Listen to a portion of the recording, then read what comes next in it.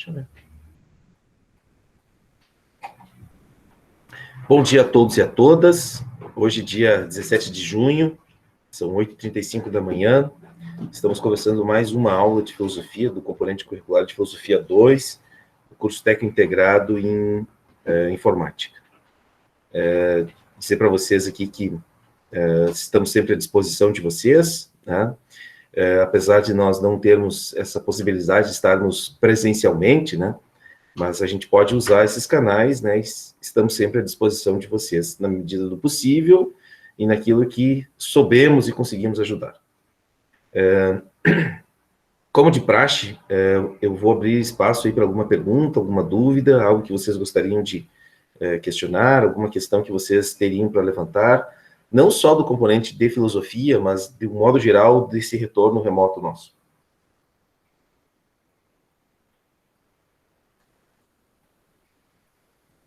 Alguma pergunta, alguma questão, algo que vocês gostariam de falar, comentar, algum recado, algum aviso? Enquanto vocês pensam, vocês já se deram conta que a gente está praticamente na metade, né? Estamos indo quase para a metade do bloco, tá? Então, as próximas semanas agora, quero trabalhar alguns conteúdos e a gente vai fazer alguns registros em forma de avaliação disso, tá? Hoje já vou deixar uma atividade para vocês também, tá? E vocês também comecem a ficar atentos para isso. Falo isso não só para o componente de filosofia, mas dos outros componentes como um todo, né? A semana que vem a gente já fecha a metade do bloco. É como se nós estivéssemos na metade do ano, né? Então, para qualquer componente, vocês precisam estar, assim, atentos, né? Porque a partir da semana que vem, a gente já está indo para o final do ano desse componente, tá? Então, eu aviso também que nós teremos, nos próximos 2 blocos, eu vou estar ofertando as APNPs, não agora, eu não vou fazer concomitante, tá? Eu vou fazer no próximo bloco. Eu vou estar oferecendo para a turma de vocês, acredito que não lembro agora bem certo, mas acho que para a turma de vocês eu vou estar oferecendo já a carga horária remanescente do primeiro ano, tá? Então, mas isso para o próximo bloco, tá? Não é nesse agora, vocês não precisam se preocupar com isso agora, tá? Mas assim, só para vocês também já começarem a se dar conta que o tempo está passando, né? Se alguém não fez alguma coisa, a gente precisa começar a botar em dia, tá? Porque vocês vão ver que vai ser muito rápido, né? Então, a gente precisa ter um pouco de cuidado com isso. Eu falo não só para o componente de filosofia, mas para todas as outras matérias também, tá? Fiquem atentas a esse detalhe. Semana que vem é metade do bloco, tá? Já são 10 semanas, né? Semana que vem já é a 5ª semana. Então, esse aviso vale para todos os componentes. Fiquem atentos a isso, tá? Peço, por gentileza, que vocês fiquem ligados com esse detalhe. Que não é um mero detalhe, né? É algo bem importante. Bom, então a gente vai dar um passo mais hoje, né? Nos nossos conteúdos. Eu vou projetar aqui a minha tela.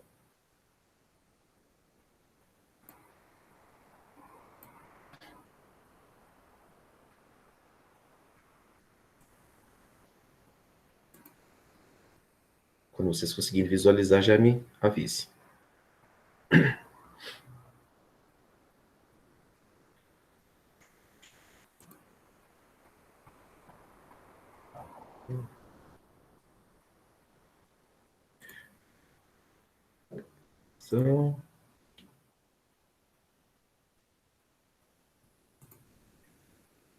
Muito bem. Na semana passada, a gente estudou um pouco sobre o epicurismo, né? Que era aquela doutrina filosófica do filósofo chamado Epicuro, e que essa doutrina tinha como principal tarefa, principal questão filosófica, né? Descobrir uma forma da gente viver uma vida tranquila, tá? Se a gente pode simplificar toda a tradição epicurista, né, numa expressão, a finalidade da vida era ter tranquilidade, né? O termo grego para isso é ataraxia. Ataraxia levar... Quem leva uma vida com ataraxia, ou quem leva uma vida com tranquilidade, é uma pessoa que leva uma vida de prazeres, né? Mas não é a maximização dos prazeres, em termos de quantidade de prazeres que a gente experimenta, mas é a satisfação dos prazeres mais simples, os mais básicos, que são atendidos por nós, né? A pessoa que experimenta os prazeres mais simples é uma pessoa que tem a sua alma com imperturbabilidade. É uma palavra grande, estranha talvez, né? Mas essa seria a finalidade da vida, né? Buscar uma vida sem grandes perturbações, sem perturbações para a alma, né? E essa imperturbabilidade, ela se dá, segundo Epicuro e os seus seguidores, né, toda a tradição epicurista, ela se dá a partir do momento em que a gente começa a sentir prazer nas coisas mais simples que nós experimentamos no nosso cotidiano, né? Lembra que eu coloquei para vocês uma imagem de um jardim, né? E essa analogia que os epicuristas fazem com um jardim, né, para exemplificar esse modo de vida. É um modo de vida com as coisas mais básicas que a natureza nos oferece, né? E entre elas a gente pode colocar a alimentação é uma alimentação mais natural, mais equilibrada, com o básico, ar para sobreviver, o sol para nos aquecer, né? E isso seria uma vida sem grandes perturbações, né? Isso está ligado à concepção atomista de filosofia que já vem lá do Demócrito, que é um filósofo pré-socrático, né? O Demócrito, para ele, nós somos apenas uma matéria, nós somos apenas átomo, né? Nós não ocupamos um grande lugar na história da humanidade, nós somos só um acaso, né? Nós tivemos a sorte, ou talvez, para Epicuro é sorte, né? Nós tivemos a sorte, a oportunidade de viver essa vida por um momento por uma relação amorosa dos nossos pais, né, que nos trouxe aqui, né? Estamos aqui, e nós não temos nenhum grande propósito na nossa vida, né? A nossa trajetória, ela não é recheada de mistérios, nós não temos vidas passadas, não teremos vidas futuras, né? A nossa vida, ela é puramente aqui e agora, ela é matéria, tá? E o fato de a vida ser matéria é que nos exige que nós não procuramos grandes coisas para a nossa vida, né? E a ideia de experimentar os prazeres mais simples tem a ver com a satisfação, ou melhor, o reconhecimento que das coisas que mantêm a nossa vida, né? Acho que foi nessa turma que eu falei, né? Vocês imaginem para uma pessoa que teve Covid, né? Que não conseguia respirar, que precisava do auxílio de um respirador mecânico. Vocês imaginem essa pessoa, né, que possa muito sobreviver, né? Essa pessoa, vocês imaginem para ela a satisfação que é ela poder respirar. Ela é uma pessoa que chegou ao ponto de precisar da ajuda de um equipamento para poder respirar. Vocês imaginem que bom que para ela deve ser caminhar na rua, né? Num lugar em que o ar é possível de se respirar. Vocês imaginem que satisfação que essa pessoa sente, né? Ou, vamos pensar numa situação bem simples, né? Vocês imaginam uma pessoa que está há um dia, vamos colocar um dia, né, sem fazer uma refeição, e ela faz uma refeição muito simples, né? Um pedaço de pão, um copo com água, talvez um queijo, um presunto, né? Vocês imaginem a satisfação da alimentação dessa pessoa nessa hora, tá? Então é isso que a tradição epicurista nos ensina, né? Nós deveríamos buscar ter uma vida sem grandes perturbações para nossa alma, né? Para que a gente pudesse experimentar as coisas mais simples da vida, né? Não correr atrás de tantas coisas, né? Não gastar tanto tempo da nossa vida buscando a satisfação de certos prazeres que podem não ser aqueles que vão nos dar a maior satisfação, né? Porque os que nos dão mais satisfação, segundo a tradição epicurista, são aqueles que atendem às necessidades mais básicas da nossa vida, né? E tem uma passagem também da tradição epicurista que eu acho muito interessante, né, que é uma reflexão sobre a morte. A gente vai ver também, os estoicos também falam sobre isso, né?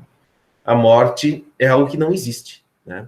Porque se estamos aqui nós hoje, né, nessa manhã fria, gélida, diante de uma tela, no celular, no computador, quer dizer que a morte não existe para nós, porque nós estamos vivos, né? E o momento que a morte se apresentar para um de nós não seremos mais. Então a morte, ela tecnicamente não existe. Não existe no sentido de que, quando estamos vivos, estamos experimentando a vida. E, para os epicuristas, que são materialistas, atomistas, né, que a nossa vida ela não tem nenhuma, não tem nada depois da morte, né?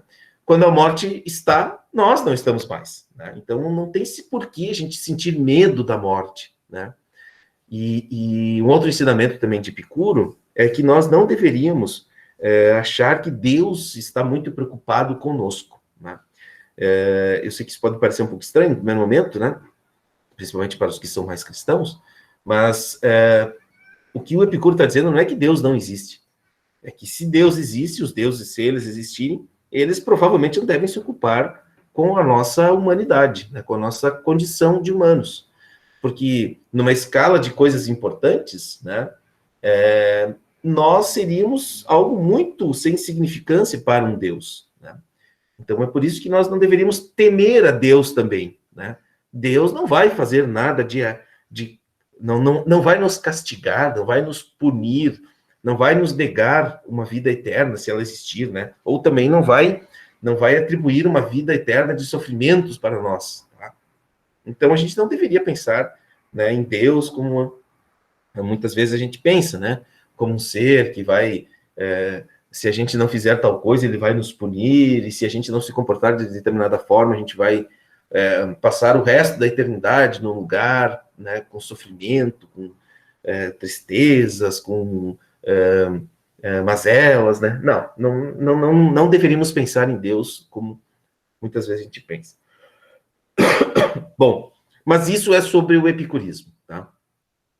Estou só fazendo uma revisão aqui breve, né, da nossa última aula, para a gente entrar na tradição do estoicismo.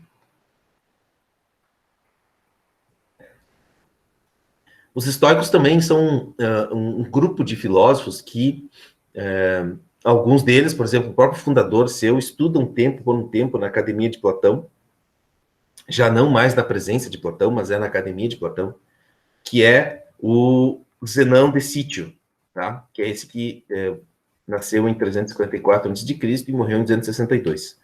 Então, é do século IV para o século III, na passagem de um século para o outro.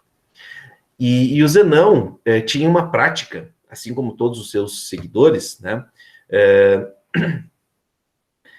Quando ele foi estudar em Atenas, né? Ele,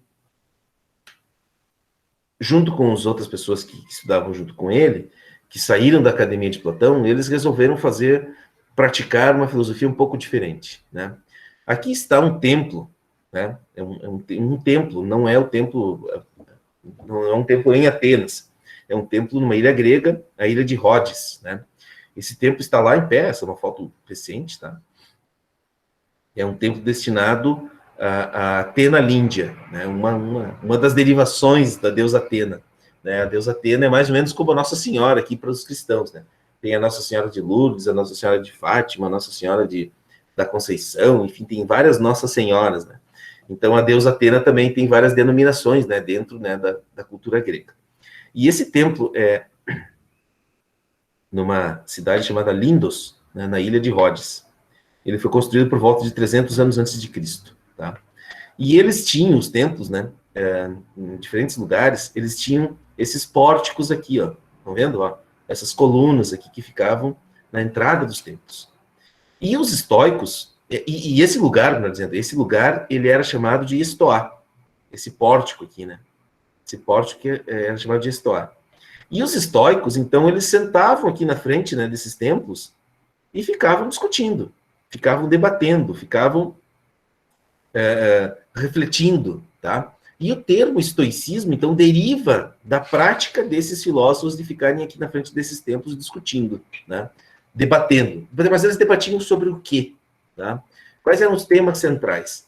Então, como eu falava para vocês, a filosofia helenística, o estoicismo, o epicurismo, o cinismo, o ceticismo, outras correntes filosóficas que nós não vamos ver aqui agora, a gente vai ver em outros momentos, mas todos eles tinham como grandes temas centrais esses aqui, ó. A busca de uma vida serena, uma vida simples, mas com muito rigor moral. O que é rigor moral? É uma vida com retidão, é uma vida de condução, uma vida autônoma, que é um tema também central para os estoicos, mas uma vida autônoma correta. O que é uma pessoa autônoma? Uma pessoa que dá normas para si mesma. Esse é o sentido da palavra autonomia. A a palavra autonomia é formada por duas palavras gregas. Autos, que quer dizer si mesmo, em grego, em inglês isso quer dizer o self, né? É o si mesmo. É o autos para os gregos, né? É o que a pessoa é por ela mesma. E nomia vem da palavra grega nomos, que quer dizer normas, tá? Então, uma pessoa autônoma é uma pessoa que sabe dar normas para si mesma, tá? E a vida com rigor moral é a vida de uma pessoa que impõe normas para si mesma, que conduz a sua vida de forma autônoma, que não precisa que alguém diga para ela como ela deve se comportar. Não, me responda se eu estiver errado, tá? Existe coisa mais chata de alguém ficar dizendo para a gente o que a gente tem que fazer, né? É por isso que eu gosto, assim, de dar aula no segundo ano, porque vocês já começam a se dar conta de algumas coisas, tá? A gente precisa que alguém nos diga como devemos fazer durante muito tempo. Eu tenho 2 filhos pequenos, né? Um de 3 anos e quase 4 anos, e uma filha de 8, e eu preciso dizer para eles, né? Como eles têm que fazer muitas coisas, né? Às vezes eu preciso ajudar nos seus temas, muitas vezes eu preciso ajudar nos temas, eu preciso fazer, praticar, ensinar, olha, você precisa tomar banho, você precisa tomar café, você precisa trocar de roupa, você precisa colocar numa roupa mais grossa num dia frio, enfim, são vários, a gente passa muito tempo da nossa vida recebendo ordens de alguém, e isso é importante que alguém faça, tá? Só que vai chegando em algum momento, e vocês estão, de certa forma, bem nessa fase, que a gente precisa aprender a dar normas para si mesmo. A gente precisa impor normas para nós mesmos, tá? Tá, mas como é que eu vou fazer para impor normas para mim mesmo? Essa é uma boa pergunta, né? Qual que é o tipo de exercício, que tipo de prática eu preciso desenvolver para mim aprender a dar normas para mim mesmo, né? Como que eu aprendo isso? Quem que me ensina isso, né? Porque uma coisa porque olhem como que as coisas são. Não sei se isso acontece com vocês, mas quando alguém acostuma-se ao longo da sua vida a receber ordens de uma outra pessoa, ela também ela isenta-se de responsabilidades. Não é verdade? Parem e pensem um pouco aí vocês. Eu sei que vocês devem estar com frio, muitos devem estar tapados, embaixo das suas cobertas, né? Que eu sei que tem até professor que faz isso, né? Eu não vou dizer o nome aqui para vocês, mas óbvio que deve ter algum colega que faz isso, né? Eu não, né? Mas enfim. Vocês, eu sei que vocês estão numa condição agora de estar em casa, mais acomodados, né? Mas parem e pensem assim, como que vocês vão aprender a dar normas para vocês mesmos, né? É isso que os estoicos podem nos ensinar.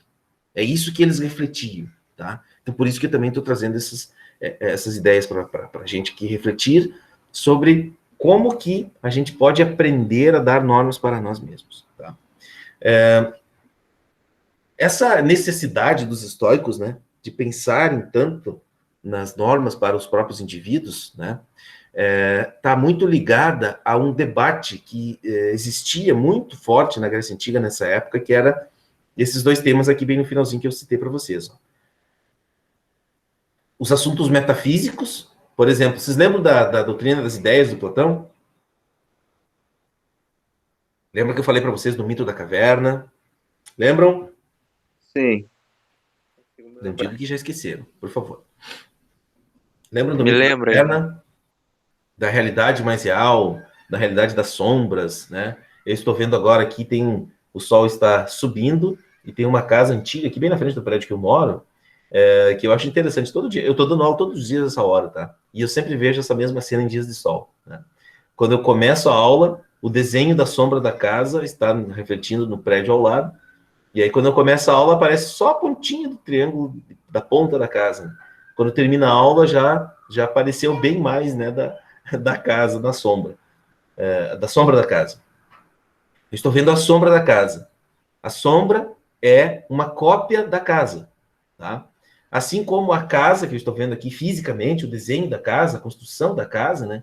Uma casa de material com um andar, mas com um pé direito bem alto, né? Com um sótão somente, né? Duas janelinhas no sótão. Essa casa, ela também não é real, por mais que ela está ali fisicamente. Essa é a doutrina de Platão. Ela também não é real, aquela casa. Aquela casa ali, ela é a cópia de uma ideia do que é a casa, tá? Então, para Platão, essa é a doutrina das ideias de Platão. Esse é um assunto metafísico, né? Onde está a realidade de uma casa? Para Platão, a realidade de uma casa está no mundo das ideias, né? Essa casa, por exemplo, aqui só para citar para vocês, ela deve ser dos anos 30, por aí, né? Pelo estilo da construção. 1930, mais ou menos nessa época. Ela foi construída nessa época, mas um dia ela vai ser destruída, né? Como muitas casas antigas acabam sendo destruídas aqui no Brasil, principalmente, né? O centro aqui de Passo Fundo tem muitas casas antigas que foram totalmente destruídas, né? Casas do início do século, né? Passo Fundo é uma cidade um pouco mais antiga, né? Muitas casas foram destruídas, as pessoas não dão importância para isso, né? E aí vem aquilo que Platão dizia: onde está a realidade? A realidade, para Platão e para os seus seguidores, está no mundo das ideias. Por mais que a gente tenha casas físicas, elas são apenas cópias das ideias do que é uma casa, da ideia do que é uma casa. Esse é um assunto metafísico. Esse é um assunto que não interessa para os históricos, tá? Interessa para os históricos a correção moral dos indivíduos, a maneira de seguir uma vida com simplicidade, com serenidade, mas com rigor moral. E é aqui que a gente vai entrar no pensamento de um dos filósofos históricos, talvez o mais importante deles, tá? Pessoal, até aqui, alguma pergunta? Algo que vocês gostariam de falar? Algum questionamento?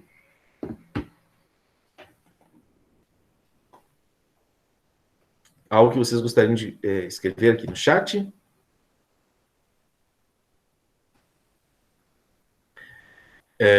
Tá ok? Podemos seguir? Acho que pode seguir isso. O Bruno está dizendo que fala isso para minha mãe para ver se não surge uma havaiana. Pois é. Sim, Bruno, eu entendo o que você quer dizer. No sentido de que a gente precisa. Não sei se era esse, né? Acho que eu estava falando disso naquela hora, né? Como que às vezes é difícil a gente ficar obedecendo ordens, né? Tá, eu acho que eu acabei fugindo do assunto naquela hora, né? A ideia de que quando uma pessoa que só obedece alguém, ela também se isenta de responsabilidades. Era isso que eu queria ter falado, acho que eu não falei, né? Porque se alguém passa a vida inteira dizendo, mas foi o fulano que disse que era para mim fazer assim, ou seja, a responsabilidade nunca é da pessoa, né? Uma pessoa que não guia sua vida por conta própria, ela sempre vai dar a culpa para o outro, né? Ela nunca vai assumir a sua culpa. E com razão, se ela fica obedecendo alguém e a outra pessoa mandou ela fazer uma coisa que era errada, a culpa não é dela. Em certo sentido, porque ela poderia dizer, não, eu não vou fazer isso, né? Eu vou fazer de outra forma, tá? Por isso que é uma grande... É muito tênue essa linha que separa a autonomia da heteronomia, que é quando alguém precisa receber normas de outras pessoas, tá? Bom, mas enfim. Até aqui, pessoal, tá tranquilo isso? Alguém queria comentar, falar alguma coisa?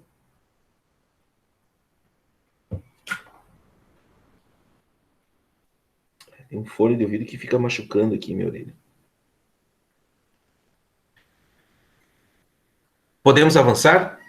Muito bem. Então, eu vou apresentar para vocês, na aula de hoje, esse é o estoicismo da época, isso que eu falei para vocês, né, dessa questão da correção moral dos indivíduos, né, da reflexão sobre como devemos nos comportar com simplicidade, com serenidade, era o estoicismo na sua origem, lá na Grécia Antiga, né, fundado lá pelo Zenão e os seus seguidores, né, na chamada escola estoica dos gregos. Esse é o primeiro estoicismo, tá? Ou o estoicismo mais clássico, podemos dizer assim. Vocês devem lembrar olhem aqui, ó, tá? Aqui a gente já está reduzindo o tempo, a gente está vindo mais para perto do presente, tá? Apesar de estarmos lá 2.300 anos antes do presente. Mas aqui, esse modelo de reflexão filosófica, desculpa, ele permanece, né? A filosofia do Platão, do Aristóteles e dos estoicos, dos epicuristas, ela permanece em voga durante muito tempo até a queda do Império de Alexandre e o domínio do Império. Qual que é o próximo império que vem, pessoal? Vamos ver se vocês são bons em história. O próximo império no Ocidente é o Império.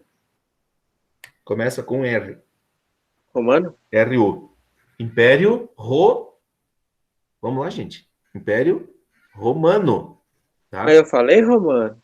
O Império Romano, ele absorve, né, também um pouco da cultura dos gregos, né?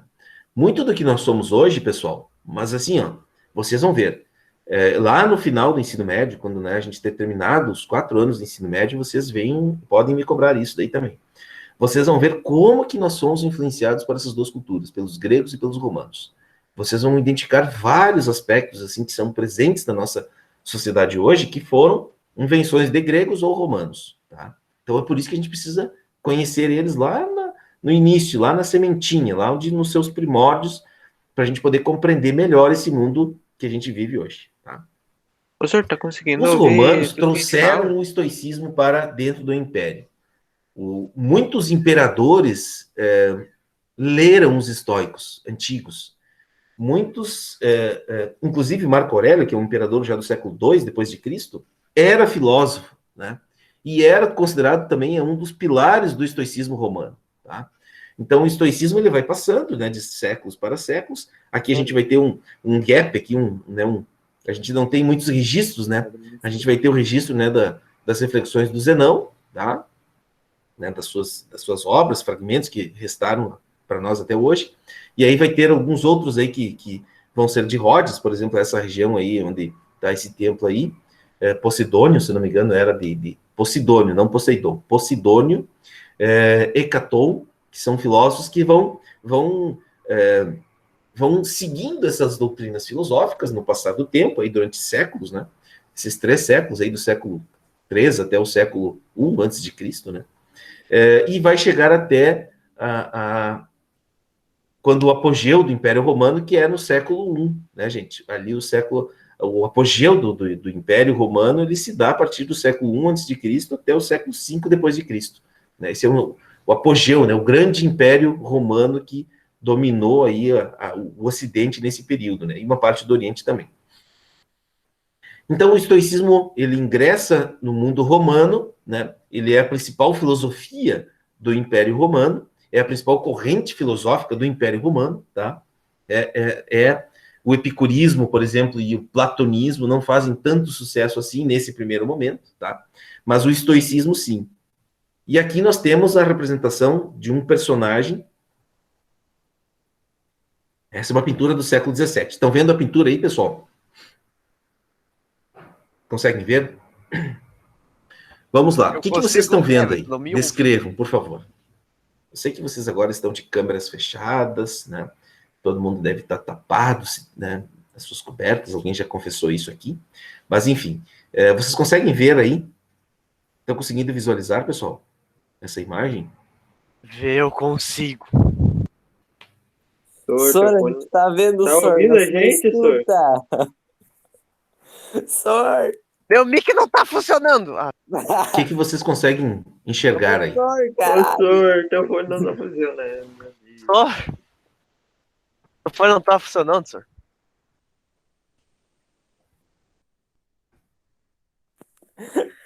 Puta merda.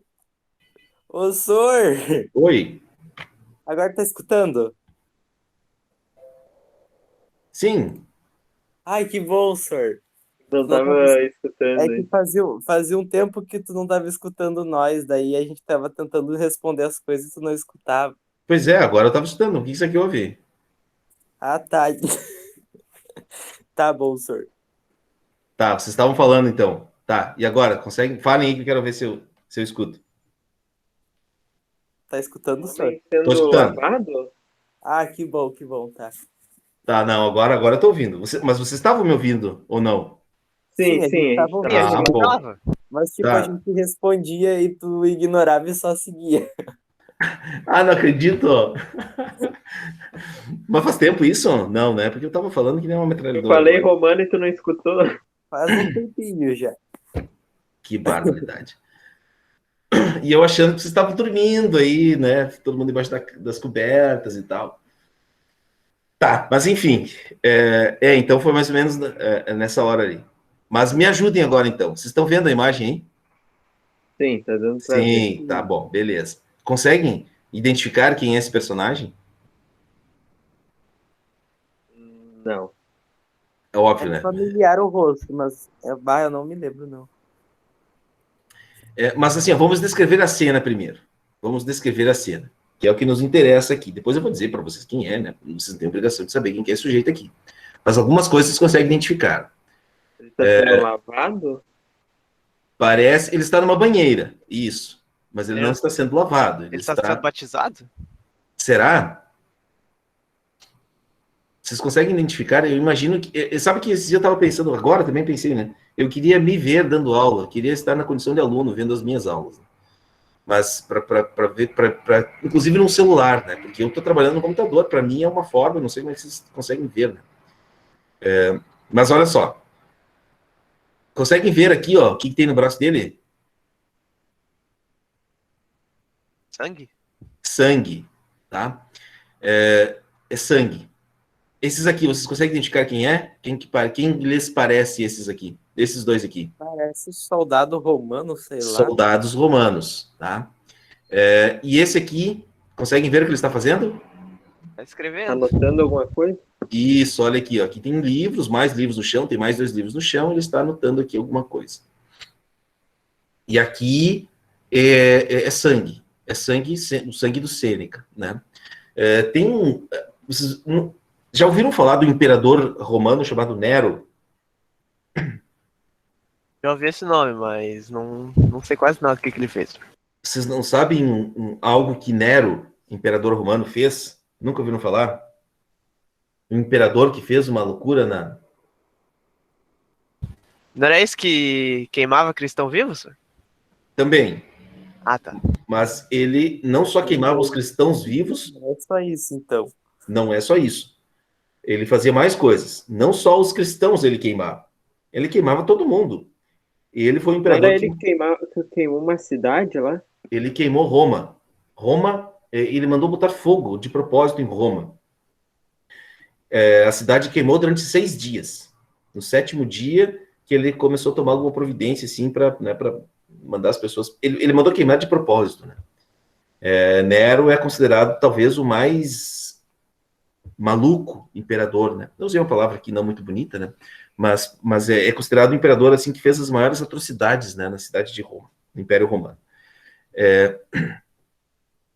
E Nero foi aluno de Sêneca. Sêneca foi o preceptor de Nero.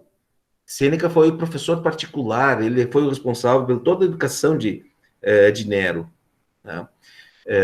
E durante o período em que Nero esteve sob as orientações e o apoio e a formação de Sêneca, Nero foi um excelente imperador. Mas Nero, lá por umas tantas, ele era um filho mimado, né, da rainha que antecedia ele, né? E lá pelas tantas ele resolveu querer não mais seguir os conselhos da sua mãe e do próprio Sêneca, né? Porque o Sêneca vivia dizendo para ele, né? Você precisa conduzir a sua própria vida, né? E aí ele resolveu um dia conduzir a sua própria vida, né? Mas aí a partir desse momento que ele começa a fazer essas atrocidades todas, né? O Sêneca era um glutão, né? Vivia comendo, era gordo, enorme de gordo, né?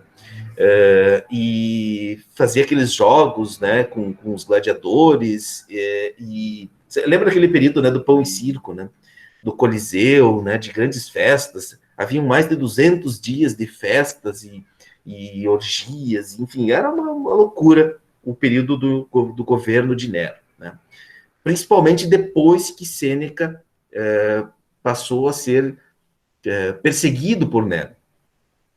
E Nero chegou ao ponto de mandar matar Sêneca. E ele manda matar Sêneca fazendo com que ele corte os seus pulsos com uma lâmina, corte as suas veias e sangre até a sua morte, né? E essa é uma pintura chamada, né, A Morte de Sêneca, né, do século XVII, né? Mas ela reconstrói aqui uma representação desse evento, né? Então, assim, só para vocês terem uma noção, né, de quem foi Sêneca. Sêneca, então, foi o preceptor de Nero, desse imperador romano, né? O Sêneca viveu, o nome dele era Lucius Annius Sêneca, nasceu no ano 4 a.C. e morreu em 65 depois de Cristo, né? É considerado o mais importante filósofo desse período, né? Era advogado, escritor, preceptor, orador e também filósofo, né? E então ele foi o sujeito que educou o Nero, né, esse imperador. Mas enfim, eu estou só trazendo esse detalhe aqui, né, só para falar um pouquinho da vida pessoal do Sêneca, né? Porque os estoicos romanos, eles assim têm vidas muito interessantes, né, que a gente poderia ficar horas aqui pensando e refletindo um pouco sobre a vida deles, né? O outro grande filósofo dessa época, já aqui posterior a Sêneca, né, depois da morte, nasceu um pouquinho antes da morte do Sêneca, né, é Epícteto. Esse talvez você já deve ter ouvido falar, né? Eu já vi um monte de frase do Epícteto em camiseta de escola da 8ª série, nono ano, né, agora. Eu lembro que teve uma época ali, porque como é que os estoicos escreviam? Eles escreviam por meio de cartas, né? Esse sujeito que está aqui, ó, eu não tenho certeza, mas eu imagino que deve ser Lucílio. Lucílio é um discípulo do Sêneca, né, que passa a escrever cartas para o Sêneca, e o Sêneca responde às cartas de Lucílio, né? Depois a gente vai ver um pouquinho sobre o que o Sêneca fala nessas cartas. E o Epícteto, então, é o segundo grande filósofo do estoicismo romano, né? E Epícteto, para vocês terem uma ideia, né, olha que coisa absurda, né? Os filósofos saem de serem preceptores dos imperadores e vão para o outro extremo, né? Vão para a condição de escravo do servo do imperador Nero, que era o Epícteto, né? O Nero era jovem quando manda matar Sêneca, né? E um dos seus servos, agora eu não lembro o nome dele, né? Tinha os seus escravos, né? Esse servo do imperador, que vivia xingando esse servo, né? O Nero, então, passa a ser um louco desvairido, né? Começa a fazer todas essas atrocidades, né? E vive xingando esse servo, né? Mas o servo esse, durante toda a sua vida, como ele era servo do imperador, do império, né? Ele obedecia, seguia sempre as ordens, né? Com muita paciência, né? Por isso que até nomeiam hoje uma pessoa muito paciente, uma pessoa estoica, né? Tem uma pessoa serena, uma pessoa paciente, é um estoico. Vocês já devem ter ouvido essa expressão, né? Ter uma paciência estoica, né? E esse servo, agora não lembro o nome dele, me perdoe, tinha um escravo, que era o Epícteto, né? Que vivia acompanhando as atrocidades do Nero, a servidão do seu mestre, no caso, né? Do Epícteto, que era escravo. E o próximo terceiro filósofo, né? Dessa tríade aí romana, né? É Marco Aurélio, né? Marco Aurélio, então, foi um imperador. E Marco Aurélio foi um dos imperadores, né? Então ele imperou Roma de 161 até a sua morte, né? Então ficou muitos anos aí no cargo de imperador. Marco Aurélio tomava como seus grandes mestres intelectuais Sêneca e Epícteto, né? Vejam bem, né? Um imperador que tem como um dos seus principais mentores intelectuais um escravo, né? Esse é o estoicismo, né?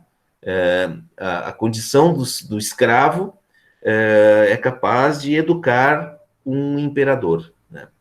Então, acho que essa é uma beleza também que o estoicismo nos traz. O estoicismo, a gente não estuda muito isso, a gente estuda muito o cristianismo, né, no Império Romano. Mas o estoicismo, para os romanos, né, para os que não eram cristãos, você sabe que o Império Romano perseguia cristãos, né, como vocês mesmos falaram, né? O próprio Nero, enfim, muitos se eu não me engano, não sei quem foi que falou, acho que foi o Cauã, que Nero mandava matar os cristãos. Se eu não me engano, Paulo, o apóstolo Paulo, quem foi que falou? Fui eu, senhor. Yuri Henrique. O Yuri, perdão, achei que tinha sido o Cauã, Yuri. Paulo, o seguidor, lembra que tem as cartas de Paulo aos romanos, né? O Nero ficou indignado com aquilo e mandou matar o Paulo, né? Eu acho que foi o Nero, se não me engano, foi o Nero que mandou matar Paulo, né? Todos os apóstolos foram executados, né? O próprio Jesus foi executado, né? O professor Fernando de Sociologia, que ele vai trabalhar com vocês no terceiro ano, acho que terceiro e quarto ano, ele diz que o pessoal fala que hoje os cristãos, né, que o cristianismo está em crise, que os cristãos são perseguidos, né? Na verdade, eles eram perseguidos nessa época, né? Nessa época, para os cristãos, era tiro, porrada e bomba, né? E Sêneca, por exemplo, Sêneca conheceu Paulo, trocaram cartas entre um e outro, né? O cristianismo é um exemplo, né, de como que nessa época as cartas serviam de orientação para as pessoas. Vejam, até hoje, né, para quem é cristão, tem as leituras, né, as leituras bíblicas, né, para os católicos, pelo menos, que é a religião que eu conheço mais, tem lá as leituras, né, as leituras do Novo Testamento, geralmente, né, a segunda leitura, né, na liturgia, ela é geralmente uma carta de algum apóstolo enviando para alguma comunidade, né? Então, o apóstolo Paulo escreve para os romanos, né? Vocês imaginem a audácia que era, né? Um seguidor de Cristo escrever algo contra o Império Romano, né? Ou para o Império Romano, né? Nero não via isso com bons olhos, né? E por isso que ele mandava matar os cristãos, enfim, né? Ele mandava matar um monte de gente. Quem não gostava muito, ele mandava matar. Mas o estoicismo, depois dessa loucura toda do Nero, ele se transforma numa religião para os romanos, quase como uma religião. Tamanho afinco, tamanho dedicação, né, que os romanos passam a devotar às ideias desses filósofos, principalmente desses três aí que a gente está vendo, né? Muitos chamam esse período de neo-estoicismo, né? Eu, particularmente, acho mais interessante chamarmos de estoicismo romano, né, que é o estoicismo bem típico, né, do Império Romano. Tá? Ok. Diga. Jesus não foi crucificado na época do Nero? Eu não tenho certeza quem era o imperador nessa época. Eu não tenho certeza.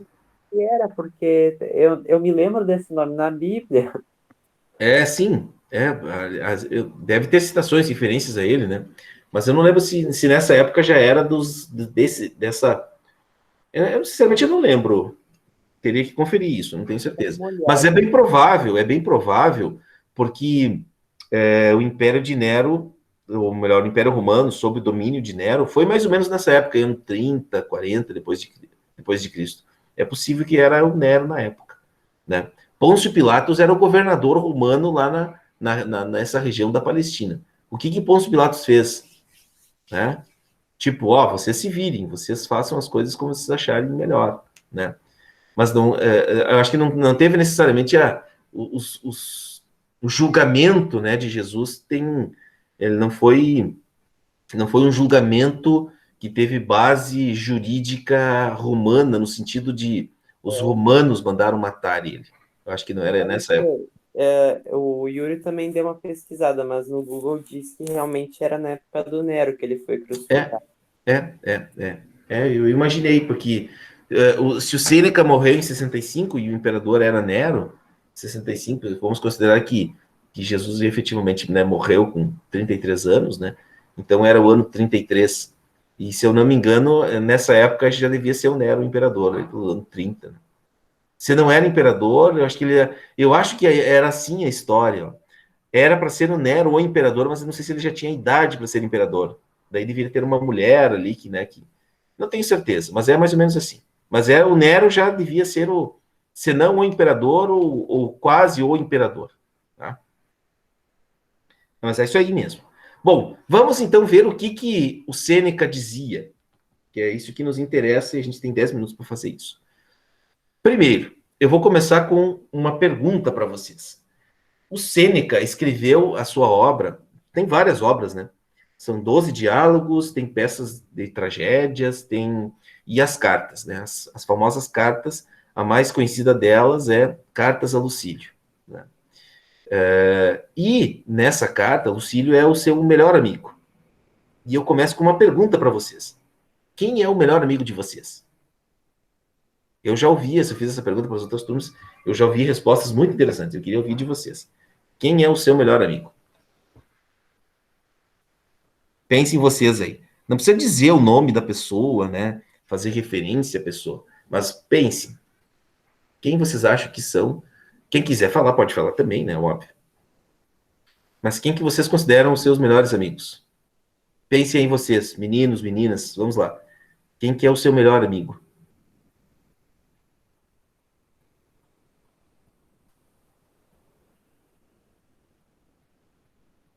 Então, escreveu. Meus pais? Faz tanto tempo que eu não socializo com alguém que eu acho que sou eu mesmo. Ou talvez o meu amigo que eu jogo videogame junto. Deve ser ele.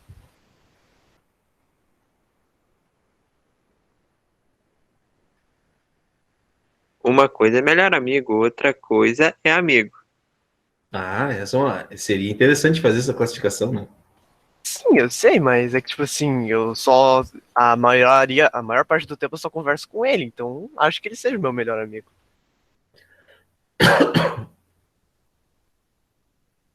Quem é Depende melhor do ponto de amigo vista do cara, o que é melhor amigo e o que é amigo. Sim, mas é que, tipo assim, eu sou amigo dele já faz uns 5 anos, já 6.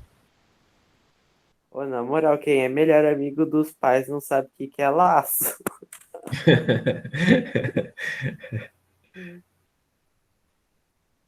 Eu sei que meus pais sempre vão me ajudar, cara. Um amigo, não, mesmo se eu tiver numa situação ruim, não sei se ele vai me ajudar. Mas daí será que ele é um amigo? Aí que tá, minha mãe não me ajuda, ela me dá um laço. Não, mas ela sempre vai tentar te ajudar de alguma forma, cara. É verdade.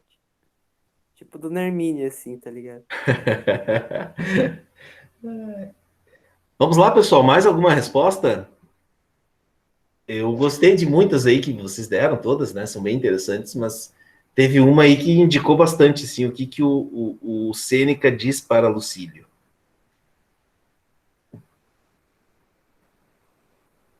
Alguém escreveu alguma coisa mais no chat? Um monte de potássio, senhor, mais nada. Tá. Bom, então, se Sêneca estivesse aqui com nós hoje, se ele escrevesse uma carta para nós hoje, ele ia sugerir que a gente fizesse o seguinte, que nós procurássemos, acho que foi o Yuri que falou, né? Nesse tempo de pandemia, né? Faz tanto tempo que eu não socializo que acho que meu melhor amigo sou eu mesmo. Sim, Sêneca diria isso para que o Yuri está no caminho correto, né? O nosso melhor amigo tem que ser nós mesmos, né? A gente tem que estabelecer uma amizade com nós mesmos, né? Uma boa amizade, ela deve começar por um cuidado consigo mesmo, né? E tem uma passagem, numa dessas cartas a Lucílio, em que o Sêneca faz a leitura de um desses filósofos lá, dos estoicos gregos, né? Em que ele diz o seguinte: quando o Sêneca terminou de ler o Hecaton, terminou de ler essa obra filosófica que ele faz menção, mas a gente não conhece essa obra, né? Nós não temos registros dela. Provavelmente deve ter sido uma daquelas obras que se perderam ao longo do tempo, né? Que hoje nós não temos acesso a ela. A gente tem acesso às ideias de alguns que falaram sobre ela. Desculpe. Quando o Sêneca termina de ler, e ele escreve isso para Lucílio, eu peguei só um fragmento curtinho da passagem, né? Quando ele termina de ler o Hecaton, né, as obras do Hecaton, ele faz essa pergunta para ele mesmo: que progresso eu fiz? Que progresso eu fiz? E aí ele afirma: tornei-me meu próprio amigo. Né? Isso, pessoal, tá ligado com o quê? Tá ligado? Vejam, ele aprendeu com o Hecaton, ele leu a obra do Hecaton e ele faz essa pergunta: que progresso eu fiz? E depois ele afirma: eu tornei meu próprio amigo. Né? A amizade é um processo de tornar-se primeiro amigo de si mesmo. A amizade é um processo que tem a ver com um cuidado comigo mesmo. Essa ideia do cuidar de si, pessoal, é isso que nós precisamos aprender lá com os estoicos. O grande ensinamento que eles nos trazem é esse, né? A nossa firmeza de caráter, a nossa firmeza moral, ela vai estar muito ligada à maneira como a gente se entende, como a gente estabelece uma relação conosco mesmos, tá? E daí, depois, logo na sequência, o Sêneca escreve para Lucílio: Lucílio, reivindica a propriedade do teu ser. Recolhe e põe em segurança o tempo que te foi subtraído ou deixaste escapar. Quer dizer o que é isso, né? Acho que tem alguém pedindo para entrar. Acho que o Yuri caiu. Voltou. Tá bom. A ideia de que a gente precisa encontrar... E vejam, a pandemia foi um exemplo claro disso. Por isso que eu achei interessante o que o Yuri falou, né? Eu acho que com a pandemia faz tanto tempo que eu não socializo que o meu melhor amigo sou eu. Essa frase merecia ser analisada com mais profundidade, né? Porque, vejam, às vezes, e isso lança em discussão uma outra questão, né? A importância também da solidão, a importância também da gente ficar conosco mesmo, fazendo companhia para nós mesmos, né? Buscar inspiração para a gente viver uma vida melhor a partir de nós mesmos, né? Às vezes algumas pessoas se perguntam, mas eu não tenho nenhum amigo, né? Ou tem pessoas também assim, ó, tem o Stultus, eu vou já logo falar dele, né? Quem que é o Stultus? O Stultus é o estúpido, né? É aquele indivíduo que está no seu pior estado. E quem que é o estulto? O estulto é aquele que não tem cuidados consigo mesmo, é aquele que se deixa levar pelos outros, é aquele que não quer a si mesmo, se deixa levar sempre pelos outros, é aquele que está à mercê de todos os ventos, segue uma vontade que não é livre, é o que quer com preguiça, uma vontade cambiante, uma vontade que está sempre mudando, né? O Sêneca, duas palavras que são bem importantes para hoje, que vocês devem guardar: a stultitia e a sapientia. A stultitia é aquilo que nos afasta de nós mesmos, né? Sair da stultitia, por isso essa frase que eu coloquei, agora estou lendo ela, né? Sair da stultitia significa você se afastar daquilo que não é você mesmo, né? É você querer buscar fazer aquilo que você tem vontade de fazer, né? É você ir em encontro daquilo que realmente você é, né? Isso é se afastar da estupidez. O estúpido, por que é estúpido, né? Porque ele sempre faz aquilo que os outros querem que ele faça, né? Lembra que o tema central, um dos temas centrais do estoicismo é a autonomia, né? E como que eu me torno uma pessoa, então, autônoma, uma pessoa que não é estúpida, né? Que não é estúpida, né? Uma pessoa que consegue conduzir a sua própria vida, que faz as suas coisas com vontade e não com preguiça, né? Podem ver, quando alguém nos manda fazer alguma coisa, a gente faz sem nenhuma vontade, né? A gente pode até fazer, né, obedecer quando alguém nos dá uma ordem, mas a gente muitas vezes faz sem nenhuma vontade, né? Portanto, a gente está sendo estúpido, a gente está sendo estútil, né? Porque a gente não está fazendo o que a gente realmente quer, né? E essa firmeza moral do si mesmo, né? Ela tem, então, um momento de passagem, né? É um momento de passagem no sentido de que a gente precisa que alguém nos diga, então, como que a gente pode fazer para superar isso. O que deve fazer? Quem é essa pessoa que nos diz o que nós devemos fazer? Ou melhor, quem é aquela pessoa que nos diz como a gente pode fazer por nós mesmos? Para os estoicos, essa pessoa é o filósofo, né? Porque o filósofo é o pedagogo do gênero humano. Alguém que ensina, esse é o exemplo que o Sêneca fala, né? Alguém que ensina matemática vai fazer com que a gente aprenda matemática. Alguém que ensina ginástica vai fazer com que a gente aprenda ginástica. Agora, o filósofo deve nos ensinar a viver, né? Por isso que ele é o pedagogo do gênero humano, né? Ele vai nos ensinar a viver. A filosofia é uma arte de viver. Os filósofos nos ensinam a como viver, tá? E é por isso que a gente precisa de um outro, no caso, um filósofo, né? Nós precisamos que alguém nos ensine a fazer essa passagem, né? A passagem da estupidez para a sabedoria, né? E para a gente finalizar, então, uma passagem que eu cito do Foucault, Michel Foucault, que é um filósofo francês, né? Que estuda muito profundamente o estoicismo romano, e de modo especial o Sêneca e o Epíteto.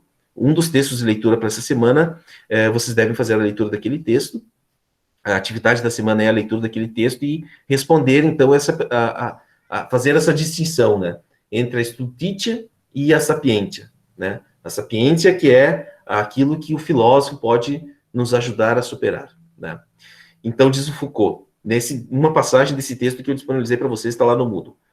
Proclama ser o único a fazer com que o indivíduo possa querer a si mesmo. Quem que proclama? O filósofo, né? E assim atingir finalmente a si próprio, exercer soberania sobre si, e nesta relação encontrar a plenitude da sua felicidade. O operador disso que se apresenta é, com certeza, o filósofo. É o filósofo, pois, este operador, né?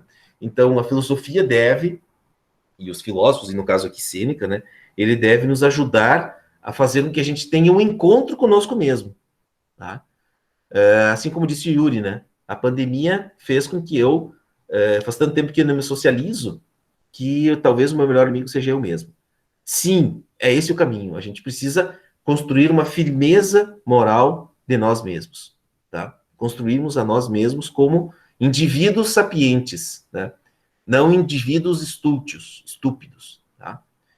Bom, pessoal, era isso para a aula de hoje. Muito obrigado pela atenção de vocês, tá?